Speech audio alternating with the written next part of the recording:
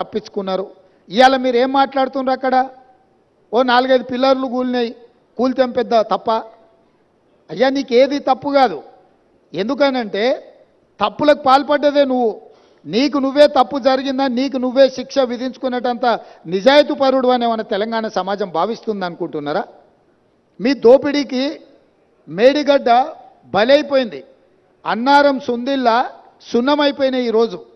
ఈరోజు కాళేశ్వరము మీ 1,00,000 కోట్ల దోపిడీకి బలైపోయింది. అందుకే మీరు దీన్ని చాలా అల్కగా తీసుకుంటున్నారు.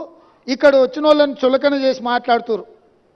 మీరు ఈరోజు ఇక్కడికి రాకపోవడం ఒక తప్పిదమైతే ఇక్కడ తీసుకున్న కార్యక్రమాన్ని చులకన చేసి తిట్టడం అనేది మీ దిగజారుడు తనానికి నిదర్శనం. చంద్రశేఖరరావు గారు ఈరోజు ఆయన మాట్లాడుతున్నాడు, మీరు కేఆర్ఎంబి మీద మీకు అవగాహన లేకపోతే నడితే అన్నా ఎట్లా చేద్దామని మాట్లాడితే నేను సలహా చెప్పటోని.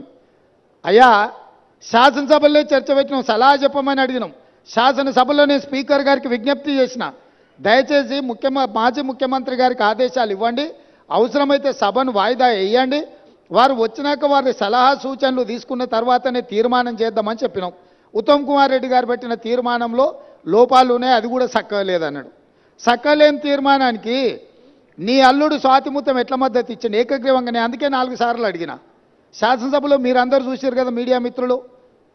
ఉత్తమ్ కుమార్ రెడ్డి గారు ఈ ప్రాతిపదికన తీర్మానాలు పెట్టినరు. దీనికి టీఆర్ఎస్ పార్టీ వైఖరి ఏందో స్పష్టంగా చెప్పండి అని అంటే, హరీష్ రావు గారు మాజీ సాగునీటి పారుదల శాఖ మంత్రిగా, కేసీఆర్ కుటుంబ సభ్యుడిగా స్పష్టంగా ఈ తీర్మానానికి సంపూర్ణమైన మద్దతు పలుకుతున్నా అని చెప్పిండు.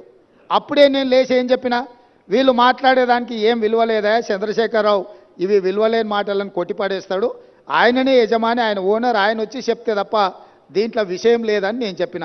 ఇవాళ సరిగ్గా నల్గొండలో అదే మాట్లాడండి. ఏం తీర్మానమే? దిక్కుమాలిన తీర్మానం, దాంట్లో ఏమైనా విషయం ఉందా? అదో పనికిమాలిన తీర్మానం, ఆ తీర్మానానికి వీళ్ళందరూ మద్దతు అని. మరి ఒకవేళ తీర్మానంలో లోపాలు ఉంటే మీరు వచ్చి సవరించేది ఉండే. లేదు, మీ ప్రతినిధిగా మాట్లాడిన హరీష్ రావు గారు ఇది తప్పు, ఈ తీర్మానంలో లోపాలు ఉన్నాయి, దీన్ని సవరిస్తున్నామని తీర్మానం సవరించి ప్రతిపాదించేది ఉండే.